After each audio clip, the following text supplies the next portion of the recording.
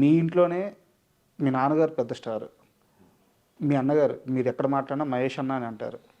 మీ అన్నగారు మహేష్ గారు పెద్ద పెద్ద సూపర్ స్టార్, కృష్ణ గారు సూపర్ స్టార్. మీరు ఎంతమంది స్టార్స్, విజయ నిర్మల గారు ఇంతమంది స్టార్స్ని చూసారు.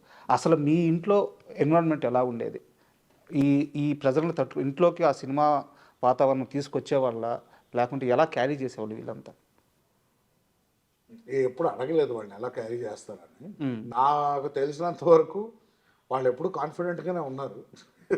ఏదైనా ఫెయిలియర్స్, ఏదైనా అప్పుడు ఫ్లాప్స్ ఏదైనా వచ్చినా బాధపడతారని తెలుసు. అంటే మన ఇంటి వరకు మహేష్ అన్న అయితే ఓపెన్గా చెప్పారు ఇంటర్వ్యూలోనే, నాకు ఫ్లాప్స్ పడితే నేను బయటికి రాను అని చెప్పేసి, విచ్ ఇస్ వెరీ హ్యూమన్.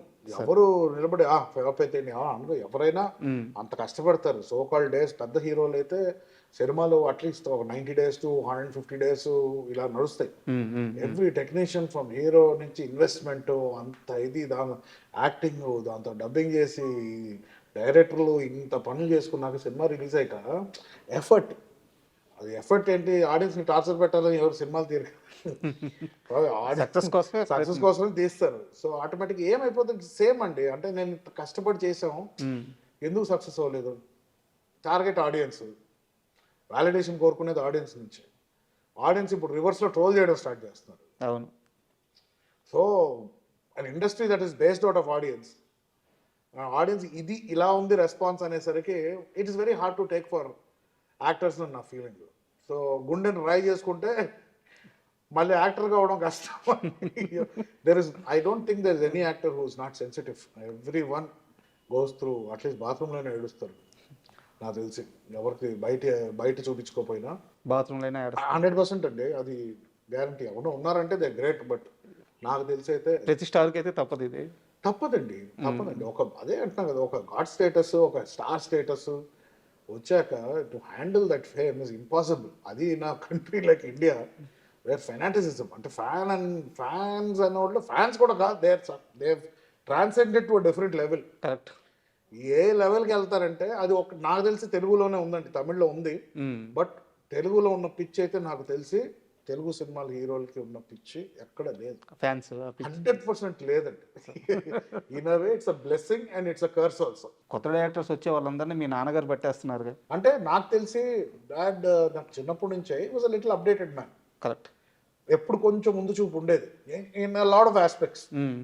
ఆయన అప్పుడు కూడా 92లోనే నాకు తెలిసి ఒక లాన్సర్ కార్ తెప్పించారు ఆయన. అప్పటికి ఇంకా ఇక్కడ ఇండియాలో రిలీజ్ అవ్వాలి ఆ కారు, ఎర్లీ 90sలో. ఓకే.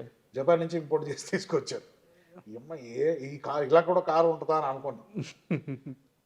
తర్వాత ఇంకో కారు ఎక్స్చేంజ్ చేశారు. ఆయన ఎప్పుడు ఓకే, ఎప్పుడు ఒక స్టెప్ ముందున్నాం ఎప్పుడు అని ఆలోచించే వ్యక్తి అని నాకు తెలుసు. సో ఆటోమేటిక్ బ్రెయిన్ అలా ఉన్నప్పుడు ఈజ్ కాన్స్టెంట్లీ, అంటే ఆయనకి ఇంట్రెస్ట్ క్రియేట్ చేయాలనే రూప్లోనే ఉంటారు.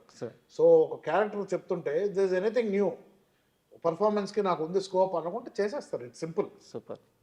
అండ్ విజయ నిర్మల గారి ప్రస్తావనకు వస్తే, ఆమె ఫుడ్ చాలా బాగా వండుతారు, సూపర్ టేస్ట్ ఉంటుంది అని చెప్పి చెప్తారు అనమాట. మరి మీకెందుకు స్టార్ హోటల్స్లో తినాలని కోరిక? నాకు తెలిసి కొన్ని లక్షల రూపాయలు మీరు స్టార్ హోటల్స్లో ఫుడ్ కోసం, బైక్స్ మెయింటెనెన్స్ కోసం కొన్ని లక్షల రూపాయలు ఖర్చు పెట్టేశారు అని తెలిసింది. నిజమా అబద్ధం? నిజమేనా? బైక్స్కి ఫుడ్కి ఆల్మోస్ట్ 15 years గ్యాప్. మీరు టైం లైన్స్ అంటే ఇంట్లో సేమ్ చెప్పాను కదండి, రూల్స్ ఎక్కువ అని. సో నా బాడీ తత్వమే చిన్నప్పటి నుంచి నేను లావుగానే ఉంటాను. సో నేను మధ్యలో సన్నపడిన సినిమాకి అదొక చిన్న ఇంత percentage of my life. So star హోటల్కి వెళ్ళాలని ఒక క్యూరియాసిటీ ఉండేది.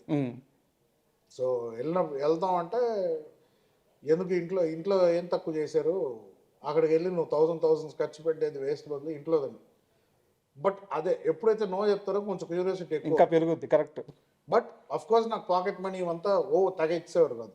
కొంచెం తెలుసు వీడికి ఏజ్లో ఇస్తే అనవసరమైన అలవాట్లు ఇవన్నీ స్టార్ట్ అవుతాయి, ఫ్రీడమ్ ఇవ్వకూడదు ఎక్కువ. సో కొంచెం కంట్రోల్లో ఉంటేనే కరెక్ట్ అనుకునే వాడు పెట్టారు. వాడు ఎప్పుడైతే ఎడిటింగ్ స్టార్ట్ అయిందో నాకు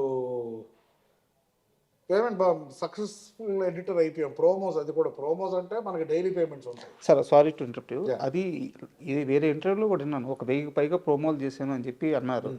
నాకు ఆ ప్రోమోలు అంటే అర్థం కాలేదు, అది అడగదాం. ప్రోమోస్ అంటే ట్రైలర్స్ అండి, ట్రైలర్స్, ట్రైలర్స్ సినిమా ట్రైలర్స్. ఈ పైన అంటే maybe figure of speech probably ఒక 400-500 చేసి ఉంటాను. ఓకే ఓకే అంటే నేను ఒక్కడే కూర్చుంటే మా టీం ఉండేది, అంటే నాకు అసిస్టెంట్స్ ఉండేవారు. ఓకే ఓకే వాళ్ళు చేసి నేను చూసేది ఇలా ట్రైలర్ లెక్కలేదు, చాలా చేసాం, నాకే లెక్కలేదు, కొన్ని సినిమాల పేర్లు కూడా గుర్తులేవు. Sir please continue. ఆటోమేటిక్గా ఫ్రీడమ్ వచ్చేటప్పటికి ఒక ఫీలింగ్ ఉంటుంది. 5 స్టార్ హోటల్ కూర్చొని తింటే చాలా లెవెల్ బాగుంటుంది. అంటే అక్కడ ఏమేం చేస్తుంది, దాంతో రియలైజ్ అయింది ఏమంటే అక్కడ పెట్టే బిర్యానీ చాలా చండాలంగా ఉంటుంది. ఇంట్లో నార్మల్ చేసిన బిర్యానీ రిలైజ్ అవుతాం. కానీ ఎడిటింగ్ చేసే టైంలో లేట్ నైట్స్ చేసేవాడిని. సో లేట్ నైట్స్ ఆకలేస్తే టక్ మన వెళ్ళిపోయేవాడిని. అప్పుడు డబ్బులు ఉండేది. అంటే ఏజ్ అండి, అదే ఏజ్లో రావాల్సిన సంపాదన ఆ ఏజ్లో రావాలి. నాకేమో చాలా ఎర్లీగా వచ్చింది. సో ఆ టైంలో ఏముంటుంది, కార్కి సిస్టమ్ వేయించుకోవాలి, పెద్ద స్పీకర్లు వేయించుకోవాలి, అందరు ఫ్రెండ్స్ అందరూ వేయించుకునేవారు, ఇంట్లో డబ్బులు ఇచ్చారు, మనకు ఉండేది కాదు. అది అడిగితే ఎందుకు కార్లో సిస్టమ్, ఎందుకు కార్లో ఇస్తారు కదా డిఫాల్ట్ చాలా మ్యూజిక్ వినడానికి పెద్ద స్పీకర్లు ఎందుకు అని అనేవారు. సో ఉంటుంది, నేను అది ఎక్స్ప్లోడ్ అని ఈవెన్ ఏదో యాంప్లిఫైర్ ఉంటాయి కదా. సో ఈ డబ్బులు అన్నీ దాంట్లో. బట్ నేను ఈ రోజుకి చెప్తా, నేను ఎప్పుడు రిగ్రెట్ అవ్వలేదు.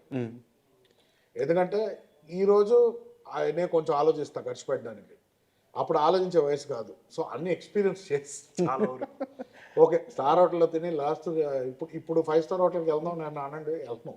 మీరు ఒక్క రోజులో పే చేసిన హైయెస్ట్ పే అని సార్ హోటల్లో? అంటే మాక్సిమం అంటే ఇప్పుడు 2004-5 ఉండేది. అంటే నార్మల్ అంటే బర్త్డే పార్టీ ఒకసారి ఇచ్చానండి, that will be the highest 20,000 something. Okay, అప్పుడు ఒక 7 పీపుల్ వెళ్ళాం. ప్రాబ్లీ ఈ రోజు ఇట్ విల్ బి మోర్. అవునవును, 10 రెట్లు. రెగ్యులర్ గా వీకెండ్స్ వెళ్ళేవాళ్ళం తినడానికి, 4-5 వేలు అయ్యేది. బట్ ఏంటంటే మనకి అది ఎయిటింగ్ ఎవరికి లెక్క చెప్పడానికి లేదు కదా. అవునవును, వచ్చేది తినేవాళ్ళం. అంటే నేను ఒక్కడే వెళ్ళేవాడిని కాదు, నలుగురు 5 వెళ్ళేవాళ్ళం, కూర్చునేవాళ్ళం, తినేవాళ్ళం, ఎంజాయ్ చేసేవాళ్ళం, వచ్చేవాళ్ళం. ఏసీ మంచి అట్మాస్ఫియర్, మైక్రోసాఫ్ట్ సిఇఓస్ వీళ్ళందరూ కూర్చొని ఉంటారు, మనకు ఒక పెద్ద ఫీలింగ్. ఆడికి వెళ్ళి వీళ్ళతో మేము తింటూ ఉంటున్నారు.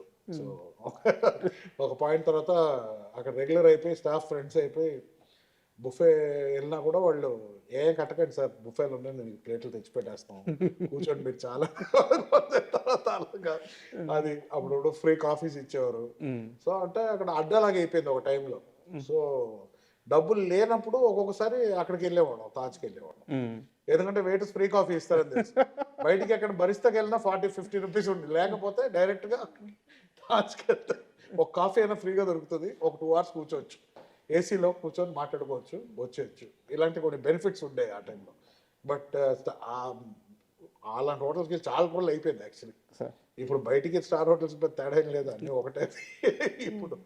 బట్ మ్యాక్సిమం అన్నీ పోయింది. ఇప్పుడు మ్యాక్సిమం ఇంట్లో ఫుడ్ ఎంత తినగలుగుతామో అంత తింటే బెటర్ అని ఇప్పుడు అన్నీ చేంజ్ చేసాం.